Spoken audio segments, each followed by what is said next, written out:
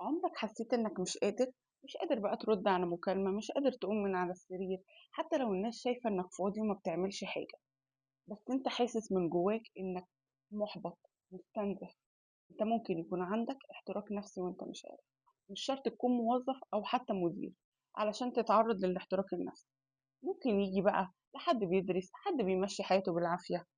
الاحتراق النفسي هو حالة من تعب جسدي، عاطفي، عقلي، بيحصل لما بتفضل تدي لفترة طويلة وتضغط على نفسك من غير ما تدي نفسك فرصة ترتاح. وهتوصل لمرحلة هتبطل تفرح وتضحك، سواء بقى في الشغل أو في دور الأمومة أو في الرعاية، من غير راحة أو تقدير. وتبتدي تسأل نفسك، هو أنا بقيت كده ليه؟ هو مش بيكون اكتئاب ولا حتى تعب بدني، هو بيكون إرهاق. حتى لو نمت كويس بتصحى تعبان. أو حتى إرهاق عاطفي، مش حاسس إنك بتعمل حاجة ولا حاسس إن فارق معاك حاجة، كل اللي بتعمله مش بيكفي وإنك دايما مقصر. الاحتراق النفسي مش بيجي مرة واحدة، لأ، ده بيكون شوية في شوية، وسببه برضه مش حاجة واحدة، بالعكس ده بيكون تراكمات حاجات كتير. يعني مثلا ضغط من غير راحة، مطلوب منك إنك تدي على طول من غير راحة، سواء بقى في الشغل، مع الولاد، مع الناس. تفضل تجري وتجري حتى وانت تعبان لحد ما تقدرش تجري أساسا.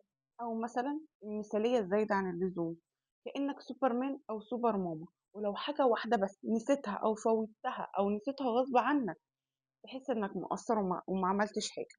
لما تدي مجهودك كله في شغل أو تربية وتحس إن محدش مهتم حتى شيء، فتحس إنك بتتحرق على الفاضي.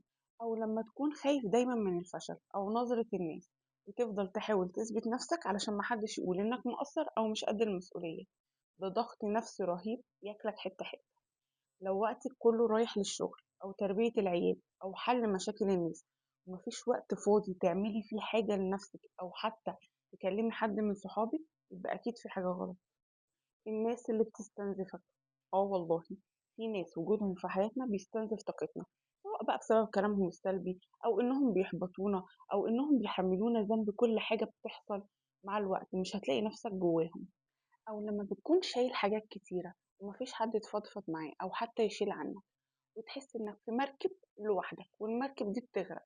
كل دي أسباب تخلي عندك احتراق نفسي. أوقات بنكون جوه دوامة وإحنا مش حاسين لحد ما جسمنا ونفسيتنا ترفع لنا الكارت الأحمر وتقول لنا خلاص ستوب. تعالوا نشوف إيه هي العلامات اللي بتقول لنا إن أنت خلاص اتحرقت ولازم تلحق نفسك. لما تحس إنك مرهق أو تعبان ومهما نمت أو ارتحت جسمك عمال يصرخ، حتى الصرخة دي مفيش طاقة ليها. لما الحاجات اللي بتعمليها بقيتِ تحسي إنها تقيلة، سواء بقى شغل أو عيال أو الحاجات اللي كنتِ بتحبيها زمان ما بقتش تفرحِك زي الأول، أو إن أقل حاجة بقت بتعصبِك، سواء بقى طلب بسيط، غلط بسيط، صوت عالي، فتحسي إنِك خلاص هتنهاري.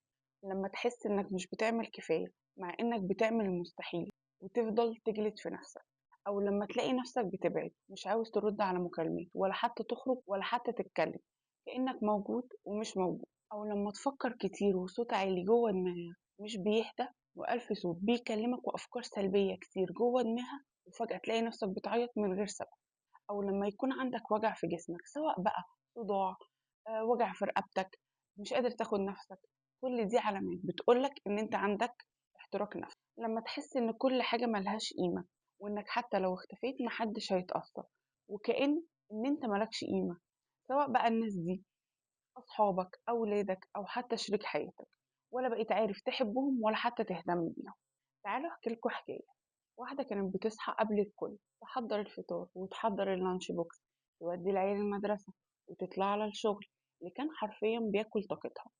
وفي وسط كل ده شريك حياتها بيقول لها انت ما بقيتيش مركزة معايا زي الأول. وصحابها بيقولوا لها هو انت مختفية فين يا بنتي. حتى مامتها بتقول لها انت ما بقيتيش تسألي عليا ليه. كل اللي حواليها مركزين فهي ما بتعملش ايه، بس ولا حد شاف هي بتعمل ايه ومنهارة قد ايه. وبتنسى حاجات كتيرة وبتنام وتصحى تعبانة. ومع كل ده كانت بتجلد ذاتها، بتفضل تقول أنا أم وحشة، أنا مش كفاية، أنا فاشلة. بس للأسف هي كانت وصلت للاحتراق. هي مش تعبانة ومش مكتئبة. تحبوا تعرفوا إزاي تخرجوا من دايرة الاحتراق؟ لازم تعترف إنك مش بخير وإنك مش لازم تفضل كده. وعلى فكرة مش ضعف إنك تقول إنك تعبان، بالعكس دي أول خطوة للراحة، لأننا ساعات بنفضل نكابر لحد ما جسمنا يقول لنا خلاص كفاية، وبعد كده نرتب أولوياتنا. مش كل حاجة لازم تتعمل باستعجال، ومش كل الناس لازم يترد عليهم. لو يومك كله حاجات كتيرة لازم تتعمل، لازم تتعلم ترتب أولوياتك. يعني إيه الأهم، إيه اللي لازم يتعمل الأول، وإيه اللي ينفع أجله بعدين. كل حاجة ليها وقتها، بس اللي لازم تعرفه إن أنت لازم تيجي الأول. لازم يكون في وقت لنفسك، حتى لو 10 دقايق من غير تليفونات ولا طلبات، تعملي فيهم حاجة بتحبيها. تشربي قهوة، تشربي نسكافيه، تقري كتاب، أو حتى لو قادرة تروحي مشوار لوحدك. كل الحاجات دي مش رفاهية، دي صيانة لقلبك وروحك. نيجي بقى للحاجات اللي بتستهلك طاقتك وبتاكلك وانت ساكت. لو في ناس وجودهم بيستنزف طاقتك وبيكسروا فيك، قلل من التعامل معهم حتى لو بالتدريج. أو لو في شغل بيستنزف طاقتك، فكر تعمل فيه تغيير بسيط. أوقات خطوة صغيرة بتفرق كتير. مش لازم تستنى لما تقع. مش عيب إننا نطلب مساعدة، سواء من ناس بنثق فيها أو حد مختص. العلاج النفسي مش للناس الضعيفة، بالعكس ده للناس اللي عايزة تعيش حياة أهدى وأوضح. ولازم نتعلم نقول لأ، ولازم نعرف اللي قدامنا إن لأ معناها أنا مش قادرة دلوقتي، أنا لازم أرتاح، أنا أولويتي لنفسي. أنا عارفة إنك ممكن تكوني بتسمعي الفيديو ده وإنتي مستنزفة ومش قادرة تعملي ولا حاجة من اللي قلناها في الفيديو، بس لو وصلتي لآخر الفيديو ده يعتبر إن لسه في جزء جواكي بيحاول وعاوز يخرج من الدايرة دي. ابدأي بخطوة صغيرة، حتى لو إنك تقفلي الفيديو ده وتعملي حاجة سخنة تشربيها، ده كفاية. وقبل ما تقفلي قوليلي في الكومنتات إيه أكتر حاجة بتحسي إنها بتضغط عليكي وبتحرقك نفسيا، وإيه الخطوة اللي نفسك تعمليها علشان خاطر تخرجي من الدايرة دي.